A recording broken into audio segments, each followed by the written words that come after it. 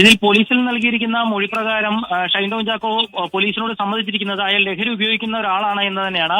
അതിൽ പോലീസ് അവിടെ എത്തുന്ന ദിവസം ലഹരി ഉപയോഗിച്ചിരുന്നില്ല, സ്ഥിരമായി മെത്തഫിറ്റാമിനും കഞ്ചാവും ഉപയോഗിക്കുന്നു എന്നുള്ളതാണ് ഷൈൻ ടോം ചാക്കോ മൊഴിയായി നൽകിയിരിക്കുന്നത്. ഏതായാലും ഈ മൊഴി പോലീസ് കൂടുതലായി പരിശോധിച്ചു വരികയാണ്. അതിനു പുറമെ ലഹരി ഉപയോഗം കൂടിയ സമയത്ത് അച്ഛനിടപെട്ട് കൂത്താട്ടുകുളത്തെ ഒരു ലഹരി വിമോചന കേന്ദ്രത്തിൽ കൊണ്ട് ചികിത്സയ്ക്ക് വേണ്ടി ആക്കിയിരുന്നു. എന്നാൽ 10 ദിവസത്തിനകം ആ ആശുപത്രിയിൽ നിന്ന് സ്വന്തം ഇഷ്ടപ്രകാരം ഇറങ്ങിപ്പോരുകയായിരുന്നു എന്നുള്ളതാണ് ഷൈൻ ടോം ചാക്കോ പോലീസിനോട് പറഞ്ഞിരിക്കുന്നത്.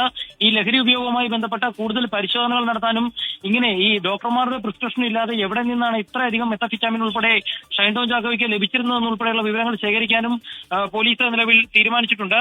ഏതായാലും ലഹരി ഉപയോഗിച്ചിരുന്നു, അത് കഞ്ചാവും മെത്തഫിറ്റാമിനും ആണ് എന്നുള്ളതാണ് ഇപ്പോൾ സമ്മതിച്ചിരിക്കുന്നത്. നിരോധിത ലഹരി വസ്തുക്കൾ മറ്റേതെങ്കിലും രാസലഹരി വസ്തുക്കൾ ഉപയോഗിച്ചിരുന്നോ എന്നുള്ള വിവരം കൂടി പോലീസ് അന്വേഷിക്കുന്നുണ്ട്. ഷൈന്റെ മൊഴികൾ പകുതി പോലും മുഖവിലയ്ക്കോ വിശ്വാസത്തിലോ എടുക്കാൻ പോലീസ് തയ്യാറായിട്ടില്ല. കാരണം രാവിലെ മുതൽ ചോദ്യം ചെയ്യലിന്റെ സമയത്ത് പോലീസിനെ കുഴപ്പിക്കുന്ന രീതിയിൽ തെറ്റായ കാര്യങ്ങൾ പറയുകയും ഒടുവിൽ പോലീസ് ലഹരി ഉപയോഗത്തിന് വേണ്ടി പണം ചിലവാക്കിയതിന്റെ തെളിവുകൾ സഹിതം ഷൈന്റെ മുന്നിൽ കൊണ്ടുവന്നപ്പോൾ അത് സമ്മതിക്കുകയും ചെയ്ത ആളാണ് ഷൈൻ ടോം ചാക്കോ. അതുകൊണ്ട് തന്നെ ഷൈൻ പറഞ്ഞ മൊഴികൾ പൂർണ്ണമായും വിശ്വസിക്കാൻ പോലീസ് തയ്യാറായിട്ടില്ല. പക്ഷേ ഇതുമായി ബന്ധപ്പെട്ട് ലഹരി വിമോചന കേന്ദ്രത്തിലടക്കം അന്വേഷണം നടത്തുമെന്നുള്ളതാണ് പോലീസ് ഇപ്പോൾ അറിയിച്ചിരിക്കുന്നത്.